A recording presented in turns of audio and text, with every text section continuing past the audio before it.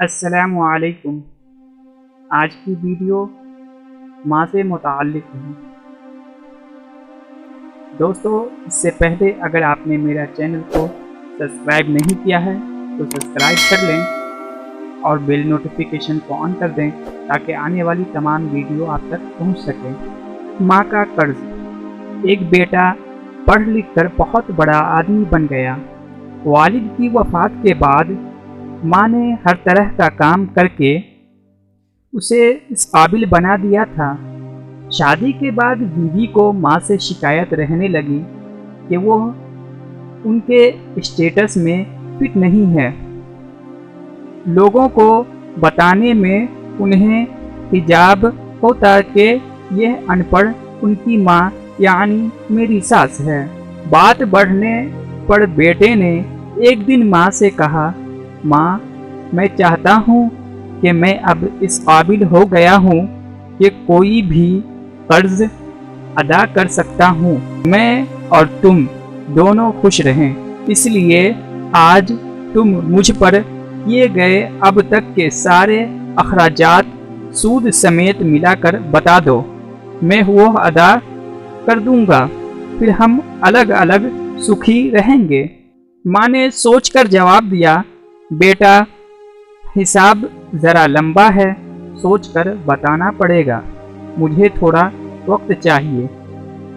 بیٹے نے کہا، ماں، کوئی جلدی نہیں ہے، 2-4 دنوں میں بات کرنا۔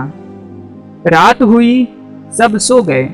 ماں نے ایک لوٹے میں پانی لیا اور بیٹے کے کمرے میں آئی اور بیٹا جہاں سو رہا تھا اس کے ایک طرف پانی ڈال دیا۔ بیٹے نے کروٹ لی، ماں نے دوسری طرف بھی پانی ڈال دیا۔ بیٹے نے جس طرف بھی کروٹ لی، ماں اسی طرف پانی ڈالتی رہی تو پریشان ہو کر بیٹا اٹھ کر چیخ کر بولا، ماں یہ کیا ہے، میرے بستر کو پانی پانی کیوں کر ڈالا؟ ماں بولی، بیٹا، تو نے مجھ سے پوری زندگی کا حساب